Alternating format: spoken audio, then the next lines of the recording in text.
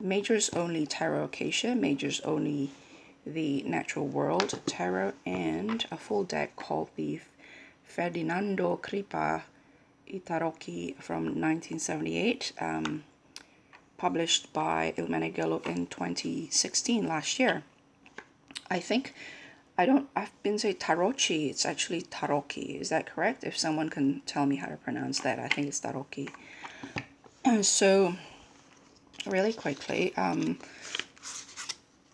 I accidentally bought a Majors Only deck in my early stages of my, and I actually rather like reading with Majors Only. When I asked around, people say don't use Majors Only because it's a very big picture, sort of life, destiny type of reading.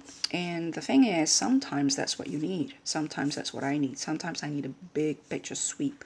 I do not need to see the small details. And then recently, I've learned that the French reading style, if someone can correct me if I'm wrong, the traditional way of reading French style is with Majors Only. Is that correct? So that they don't actually read the minors. And I think, judging from various conversations online about the history of tarot, I think at some point people feel that the minors were neglected. And I'm thinking that can only be possible if majors were, the majors played a lot more prominent role compared to the minors at one point or another in history, or in the history of tarot reading. So it has that sort of holographic speckles at the back, which is quite fun. The cardstocks is the sort that will keep a lot of people and everybody happy, which is not too thick, not too thin. It's fun in the back, sort of shiny in the back, and very, very matte at the front. Just really quickly, that fool is the most sinister fool I've ever seen. With he seems to have chopped off his own body here, or maybe he has friends who are equally blindfolded, carrying equally sharp and scary axe there, and they're all chopping each other. Whatever it is, he's smiling. So, that's the essence of the fool in the most sort of almost dark, sinister way. But I like it. I prefer the non-human figures on this deck. That's a High Priestess, which I'm not too crazy about. But and that Empress really, I was quite taken by that image of the Empress. And so images like that was the reason why I decided to acquire this deck. Like this Emperor, I'm not too crazy about. It just seems like one of those anime, manga sort of images that I've seen in the past 30 years. So it's that Hierophant, really, I was really quite taken by that. I had some sort of rambling thought process about this Hierophant, which I'll talk about in a separate video. The lovers are two alien looking things. The Chariot is that strange looking baby over there.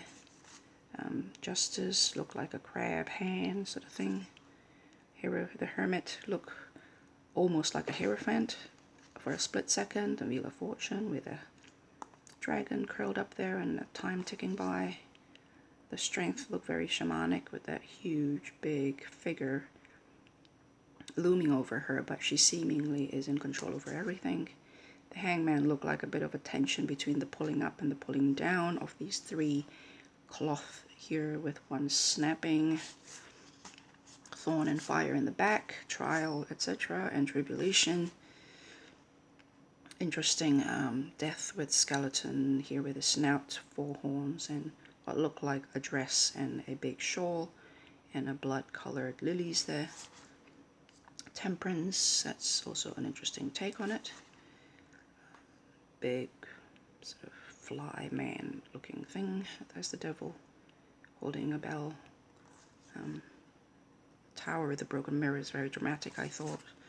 This is another image, the star, that really made me want to get this deck. The moon with the hand bound by barbed wire there, looking quite frozen with all the blue, and makes me feel like the blood stopped running to that. Hooves as her feet. And what I found interesting is the wings, which usually is a symbol of liberty, freedom, enlightenment, ascension. It's now covering her eyes. So and that moon, the dark of the moon surrounding her face and her head. The various dragons for judgment, and I think that's an Asian dragon, so it's a symbol of good things instead of whatever Western dragons used to represent, or is usually represents the world as seed, as a culmination, as an end, but also a beginning, is also very, very appealing to me. So extra world card over there, and that's that. So that's one. The second last deck, one of the few decks I've acquired last, is this one called the Natural World Tarot Majors Only. Again, very well done with a guidebook here. Succinct, simple, but clear. The reproduction of the images on close-ups in there with actual colorings. The actual colorings that you see in the deck, but closed up and cropped up in some instances. Some word of thanks at the front there. So that's the Fool, Baby Deer, Magician, the Leopard, just like in the Wild Unknown, the Owl for the Popess or Priestess. And I don't, the Empress, the Deer, and of course the Emperor is the Emperor Stag. I think they're called Emperor Stag, or their species is actually called the Emperor, if I'm not mistaken. So the tortoise here in the Wild Unknown is the Hermit. I think in Bird Queen's tarot, it's the world, with the world sitting on its back, very much in line with the myth about the world sitting on a tortoise back. Similarities with Wild Unknown, I no longer use that, or it's no longer something I hold against a deck, because being a groundbreaking deck, the Wild Unknown is expectedly to be followed by artworks and approaches and feels and aesthetic sensibilities that is similar to it, because it was the first of its kind. I am not aware of anything before the Wild Unknown that has the same sort of approach to tarot, aesthetically, visually, and the approach. So anything that comes after something that is groundbreaking is, by definition, is similar to said groundbreaking item. So I used to hear a lot about how people say, oh, it's too much like the Wild Unknown and it's just boring because it's the same old approach. But it changed the scene, the Wild Unknown, I believe. And people who create this deck, for example, could have very well worked with the Wild Unknown for years through their own personal stuff before they are inspired to create their own deck. Anyway, this one here is the Lover's card, and in my first instance I saw two horses. My mind went to the Chariot, and I love how in the Chariot there are two horses going in separate direction, and the charioteer have to negotiate these two opposing forces, or not necessarily opposing, but this polarity, to make sure that the chariot stay afloat to ascend or to move on to the next level. And how here that echo of the horses from the chariot is coming together in the Lover's card, which is a unity or polarity. Lover's card for me is always about unity or polarity, and chariot is always about negotiating polarity and balancing polarity. And so this because of that, it's brilliant for me. This is the Chariot, echoes of that black dog and white dog from the Meneghello. If you consider the moon to be one, that would then be a reflection of its own self. So you have that sense of, you're actually one. The self is actually one, but you have the many layers and the many sides of the self to be negotiated between. So I really like that. That reminds me of Aslan from C.S. Lewis's The Lion, the Witch, and the Wardrobe. Very regal, very almost otherworldly. That the coloring here is so like a white lion, almost. The Badger as a hermit is another interesting take, sort of staying quietly in the dark, just pottering around and being productive alone and in the dark. Wheel of Fortune is self-explanatory. as the simple and elegant way, you know, as above so below, what goes out must come in, what you give out must, something you sow you reap, you know, that kind of karmic almost balance. And then the black and white of the tiger sort of play into that conversation about blackness and whiteness and gray areas. That is a depiction of death, which resonates with me quite strongly at the moment, how its true essence, the non-material essence that is inside of this white bird, burst free at the point of this transition. The hangman or possum sort of playing around by hanging upside down.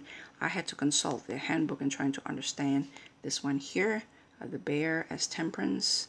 I mean, it's kind of slow and lumbering, but it's really quite quick when it needs to be, when it captured salmon, for example. And so temperance, if chariot for me is negotiating and balancing polarity, if the lovers is the unity of polarity, temperance is the mixture of that polarity and the ability to give birth to something else, to a third entity that is neither A or B, but you know, it's not the first or second element, but it's a third completely different element out of the two elements that you mix.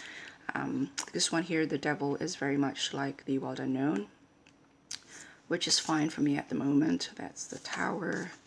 That's the star with the otter there, because the otter is sort of playing in the dark as well. It's sort of that sense of in the darkness you can carry on. Moth as the moon. And then, of course, butterfly as the sun. That is also something I've encountered before, namely in Il Meneghello's insect majors, where butterfly is the sun and the moth is the moon. This is judgment or awakening or resurrection, or the angel in older decks. It rises above into a new awareness, a new perspective, new life, a new understanding, a new being, a new... It's not just new perspective like the hangman or the hanged one, but it is a completely, not just a perspective, but it's a completely new being, a completely new world. It's not just a perspective, but beyond that, everything's new and was rebirthed, born again, and that's the world. And the world's a little bit too much like the Star Child, but you know, after such lovely cards previously preceding that, I don't really care. So that's the Natural World Tarot, majors only, which I really, really love as well. And the other one, the third one, is the Ferdinando Crippa, which is an interesting deck by an artist in that strength. I think that's death, justice, lovers. I love how he's playing with the nipple there. Devil, Popas, Star, Hangman, Pope, Fool, Chariot, Empress, Sun, Emperor, Wheel of Fortune, Magician, Hermit, Tower, Moon, the World, Temperance. And what I like about this is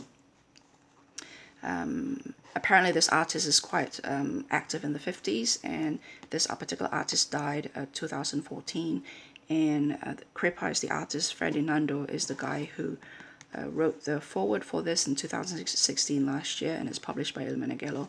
But if you see the court here, it doesn't have any name, so that you can call it whatever you like: father, mother, son, daughter, father, mother, first son, second son, older son, younger son, king, queen, knight, page, king, queen, crown, prince, princess, king, queen, crown, prince, prince, you know, whatever. And each time you rename them, it kind of gives quite an interesting, different dynamic to the reading of the cards, of the courts.